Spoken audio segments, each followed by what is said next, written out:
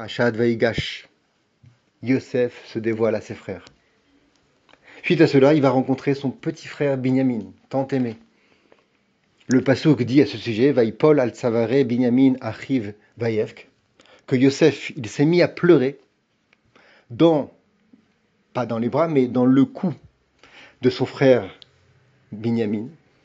Et pareil, le passouk qui continue en disant, Binyamin Bacha al Tsavara, que Binyamin aussi s'est mis à pleurer dans le cou de son frère Yosef.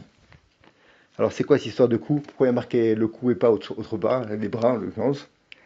Rachid amène ce que les Khamim expliquent que c'est parce que Yosef, il a pleuré sur les deux Bate Mikdashot qui vont être dans le futur construits dans le territoire de Binyamin et qui vont être détruits. Donc c'est pour ça qu'il a pleuré.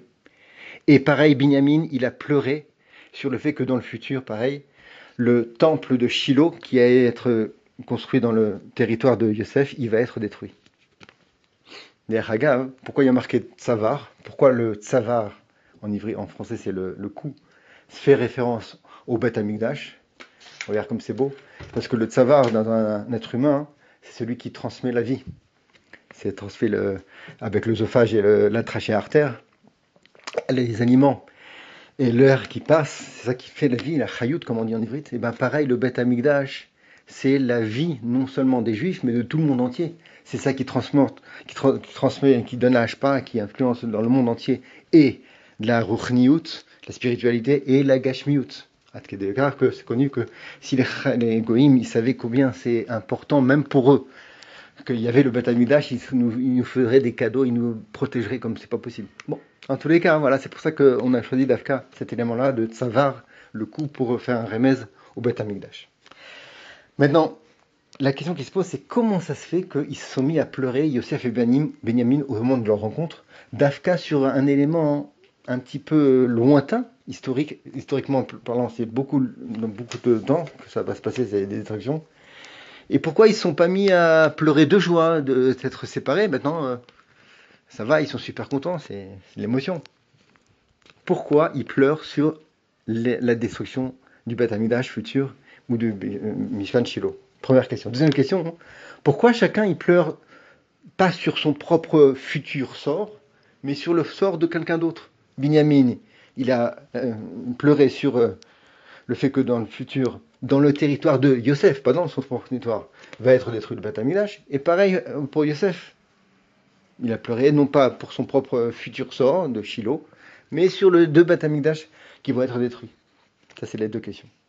La réponse, et le principe est très beau, il est en rapport avec l'actualité et avec le Ta'anit de Asar Betevet, c'est que Bémet, au moment de la rencontre des deux frères, après tant d'émotions, tant de péripéties, de séparation, alors ils ont fait une introspection et ils se sont dit pourquoi il y a eu cette séparation.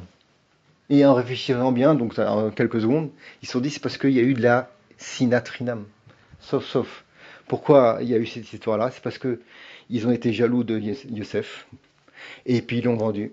Donc quelque part, même s'il y avait des points justifiés, quelque part ça dénotait d'une haine gratuite. Et c'est pour ça qu'à ce moment-là, de la rencontre de Yosef et Binyamin, ils ont pensé à ça. Ils ont dit c'est ça qui nous a séparés. Et malheureusement, c'est ça qui va aussi créer une séparation, la destruction de Beth Amikdash et du Mishkan Shiloh dans le futur. Eh bien, il faut qu'on arrange ça. Ça répond à la première question. Pourquoi ils ont pensé à ça? C'est parce que c'était la raison de la séparation et malheureusement la raison aussi du futur problème de destruction de Beth Amikdashot. Maintenant, ils ne sont pas tenus que à cela. Ils se sont dit, il faut qu'on fasse un tikkun. Il faut qu'on arrange ça. Comment arranger la sinatrinam, la haine gratuite? C'est connu. Il faut faire preuve d'amour gratuit. À vatrinam. Comment on montre notre amour gratuit chez l'autre? C'est en se mettant de côté et en pensant que à l'autre. C'est ce qu'ils ont fait Yosef et Binyamin. Yosef, au lieu de penser à son sort futur du Mishkan Shiloh en l'occurrence, qui va être détruit dans son propre territoire, non, il a dit je pense pas à moi, je pense à mon frère Binyamin que dans le futur, les deux Beth Amikdashot qui vont être construits dans son territoire, ils vont être détruits. Voilà, comme ça ils ont montré le tikkun, la avatrinam. Ça répond à la deuxième question. D'après cela aussi, on peut comprendre ce que les Chazal ils disent, que celui qui est Messamé à Khatan Vekala, celui qui rend joyeux des jeunes mariés, alors c'est comme si qu'il construisait le Beth Amidash, une pierre du Beth Amidash, littéralement. Pourquoi? La réponse, c'est parce que quand on se marie, on est automatiquement Bessimcha. Donc si quelqu'un il vient en plus nous ajouter encore une Simcha, c'est sûr qu'il le fait de façon chinam, parce qu'on n'aurait pas besoin de lui de façon pour être heureux.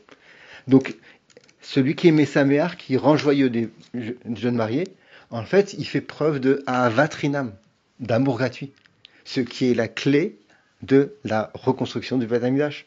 Et c'est pour ça que les Chazal disent que celui qui est Messaméar, alors il va être zoché de Keelu, comme si qu'il construisait le Beth Amikdash.